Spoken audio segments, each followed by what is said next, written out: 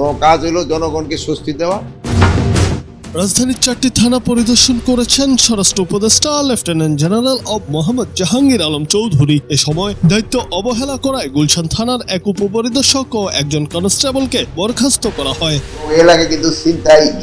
বৃহস্পতিবার ভোরে রাজধানীর মিরপুর, দারুসালাম, আদাবর ও মোহাম্মদপুর থানা পরিদর্শন করেন স্বরাষ্ট্র উপদেষ্টা। এ সময় তিনি বলেন, আইন শৃঙ্খলা বাহিনীর সদস্যরা ভোরের দিকে দায়িত্বে শিথিলতা দেখায়। এই সুযোগে সন্ত্রাসী ও অপরাধীরা নানা রকম অপরাধমূলক কর্মকাণ্ড করার চেষ্টা করে। আমি আইন শৃঙ্খলা বাহিনীকে নির্দেশ দিয়েছি তারা যেন এই সময়েও সজাগ ও সতর্ক থাকে।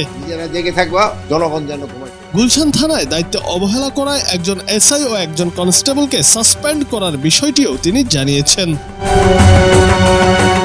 চলমান যৌথ অভিযান আর কতদিন চলবে? সাংবাদিকদের এমন প্রশ্নের জবাবে স্বরাষ্ট্র উপদেষ্টা বলেন, পরিস্থিতির উন্নতি হলে যৌথ অভিযান বন্ধ করা হবে, তবে অন্যান্য অভিযান চলমান থাকবে এবং জনগণ যেন নির্বিঘ্নে ঘুমাতে পারে।